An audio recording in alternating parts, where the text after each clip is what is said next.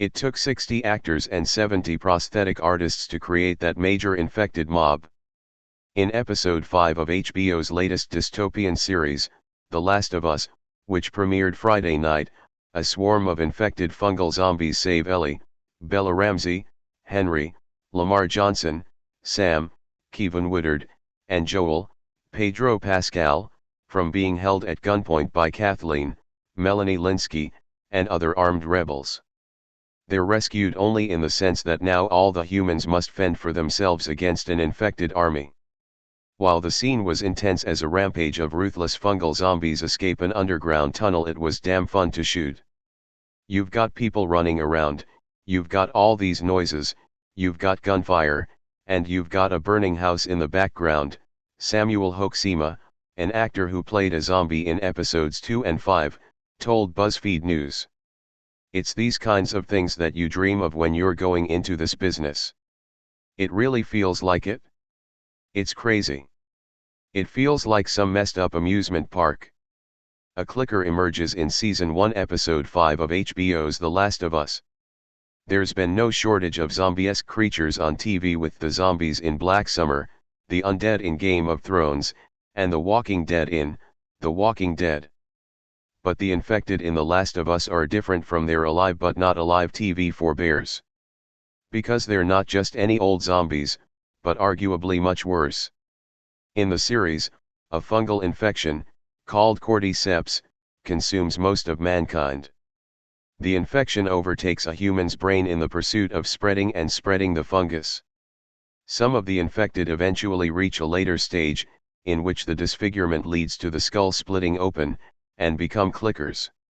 Other infected evolve long enough to become bloaters, which is when the fungus consumes the whole body and they essentially become giant monsters that sort of look like beautifully grotesque flora. Samuel Hoksema is directed by The Last of Us co-creator Neil Druckmann in a scene where he plays an infected. Creating the clickers, however, wasn't as simple as putting on a Party City mask and some fake blood. It required the fine-tuning of Barry Gower, the Emmy-winning prosthetics genius behind Game of Thrones, White Walkers and Stranger Things Vecna. The Last of Us presented a new challenge for the veteran. Unlike those other massive shows about the undead, The Last of Us came with visual source material, the widely popular video game series. So Gower, alongside showrunners Craig Mazin and Neil Druckmann, adhered to the video game version of the clickers as closely as possible. The last thing we want to do is not give the TV show enough fan service, and we don't want to disappoint people, especially when there are these beautiful designs, Gower said. The team largely depended on prosthetics, but some details were left for CGI, like the huge craters in the center of the clickers' heads.